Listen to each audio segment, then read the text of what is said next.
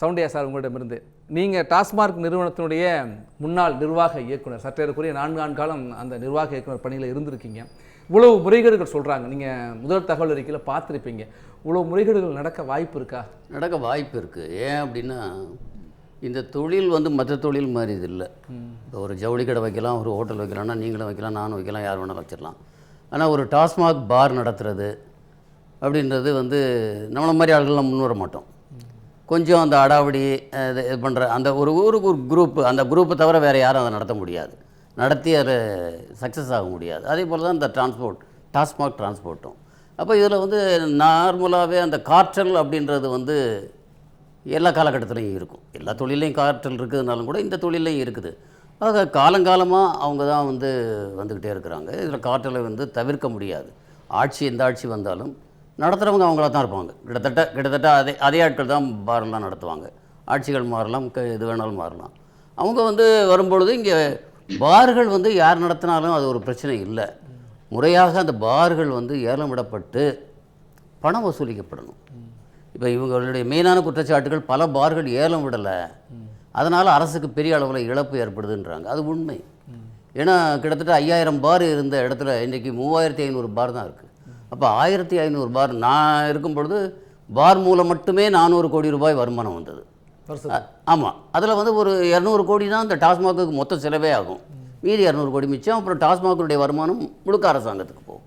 அப்போ இன்றைக்கு அந்த பார்னுடைய வருமானம் அப்படியே கொஞ்சம் கொஞ்சமாக குறைக்கப்பட்டு, அது இயற்கையிலே குறைஞ்சா பரவாயில்லை, திட்டமிட்டு குறைக்கப்படுகிறது. அரசுக்கு வருவாய் இழப்பு. அதாவது அங்கே யாரும் கேட்கல அப்படின்னு சொல்லி அந்த பாரை மூடிடுவாங்க. ஆனால் அதே இடத்துல இல்லீகலாக பார் ஓடும். இன்றைக்கு பல இடங்களில் இல்லீகலாக பார் ஓடுது. அது முழுக்க அரசுக்கு இழப்பு. அதே நேரத்தில் அது கிரிமினல்கள் கையில் அந்த பணம் போய் சேருது, குற்றவாளிகள் கையில். ஏன்னா அவங்க தான் அதை நடத்துகிறாங்க. இப்போ அவங்களுடைய கைகளில் போய் சேருது. இது கட்டாயம் இதில் இன்னும் கூட நம்ம டிவிஎஸ்சி ஒரு பாயிண்ட் டச் பண்ணல.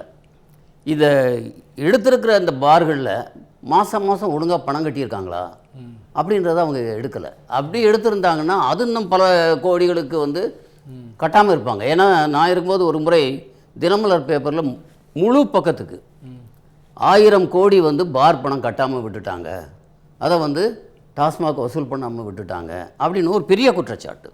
அன்றைக்கு உடனடியாக சிஎம் இம்மிடியேட்டாக அன்றைக்கி காலையில் 6 மணிக்கெல்லாம் பேப்பர் வந்தவுடனே எல்லோரும் பார்த்துட்டு இம்மிடியேட்டாக ரிப்போர்ட் கேட்டாங்க. அப்புறம் நான் ஆரம்பத்துலேருந்து அதை கொஞ்சம் கிராஜுவலாக வசூல் பண்ணி அன்றைக்கு தேதியில் ஒரு 4 கோடி தான் வசூலாக வேண்டியிருந்தது. அதற்கும் கூட அவங்க கட்டின டெபாசிட் இருந்தது, அதை அட்ஜஸ்ட் பண்ண வேண்டியது தான். அதையெல்லாம் அறிக்கையாக கொடுத்து சிஎம்முக்கு அனுப்பிச்சோம். சிஎம் அக்செப்ட் பண்ணிட்டாங்க. அப்போ இந்த பணங்கள் எல்லாமே இல்லீகலாக தான் போகுது.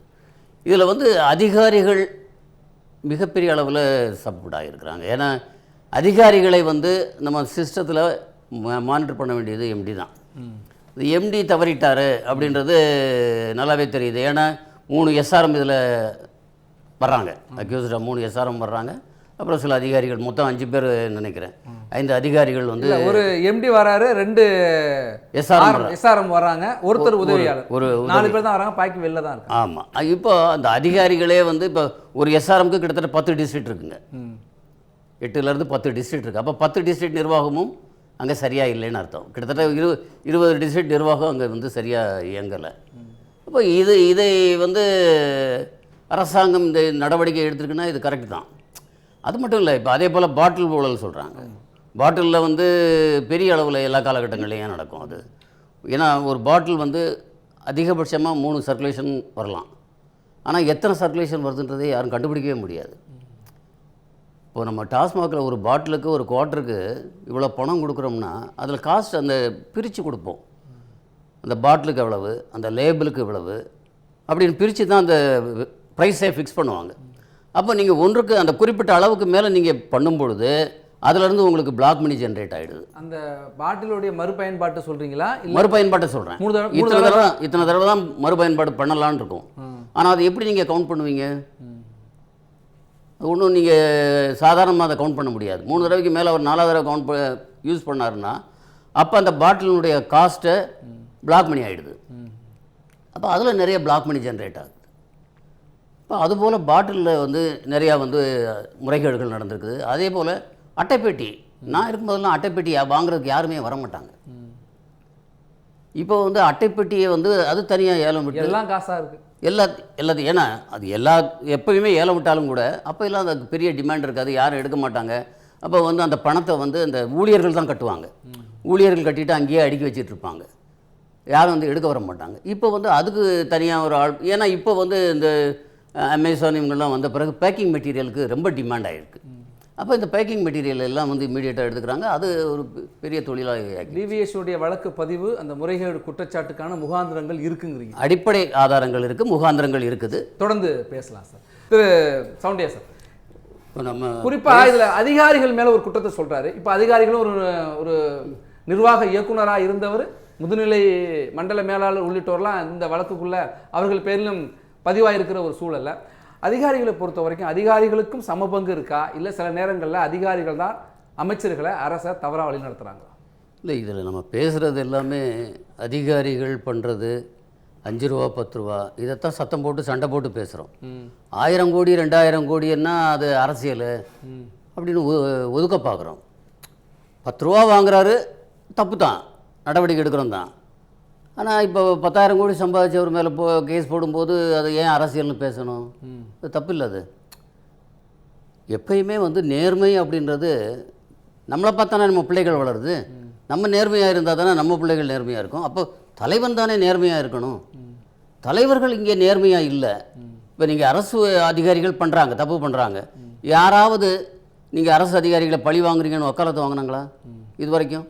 எந்த அமைப்பாவது, ஈவன் ஊழியர்கள் அமைப்பு கூட எங்கேயும் யாருமே வக்காலத்து வாங்கலை. ஈவன் டாஸ்மாக் எம்ப்ளாயிஸாக இருக்கட்டும், நீங்கள் தஞ்சாவூர் டெல்டா பகுதியில் இப்போ இந்த 40 ரூபா சொல்கிறாங்களே, இவங்க பேரில் நடவடிக்கை எடுக்கிறதுக்கு ஏன் நடவடிக்கை எடுக்கிறீங்கன்னு யாரும் வக்காலத்து வாங்கலை. அவங்களுக்காக யாரும் அதை தப்புன்னு சொல்லலை.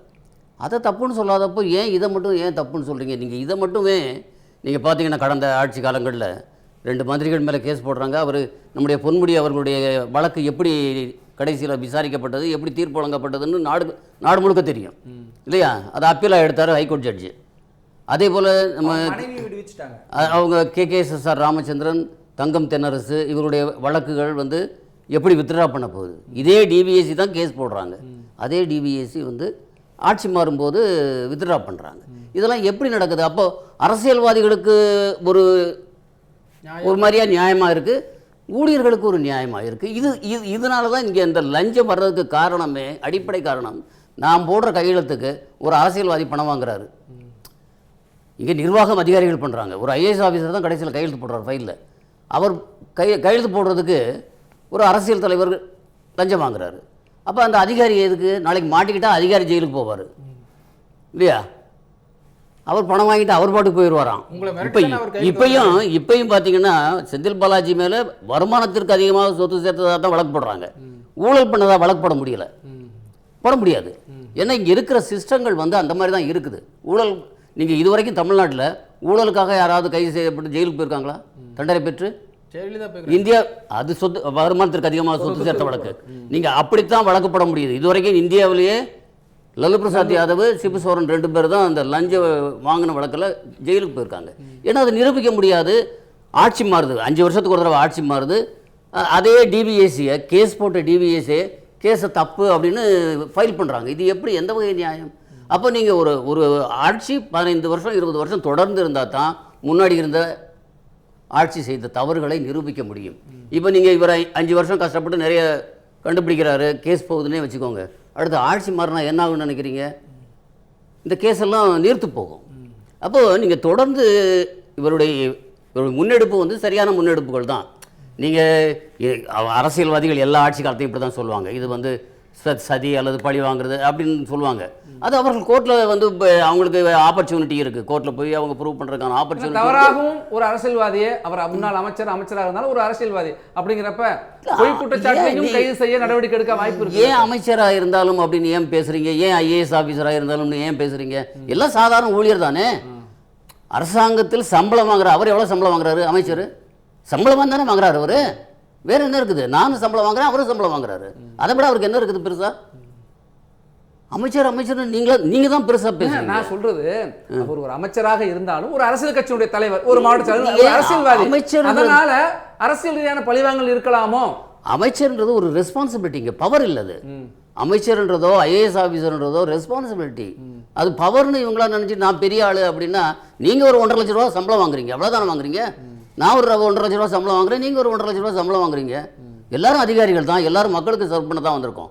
யார் தப்பு பண்ணினாலும் நம்ம முறைகேடு எல்லா மட்டத்திலும் இருக்கு. ஆனா பார்வை மாறுபடுதுங்கிறீங்க. இல்ல, அதுதான் கடைநிலை ஊழியருக்கு ஒன்று, கடைநிலையில் இருக்கிற அந்த மாதிரியான அதிகாரிக்கு அமைச்சருக்கு ஒண்ணா இருக்கு. அப்படிதான் இருக்குது. இப்போ எங்கேயாவது எந்த இடத்துலையாவது அதிகாரிகள் மேலே போட்ட கேஸை டிவிஎஸ்சி வாபஸ் வாங்கியிருக்கான்.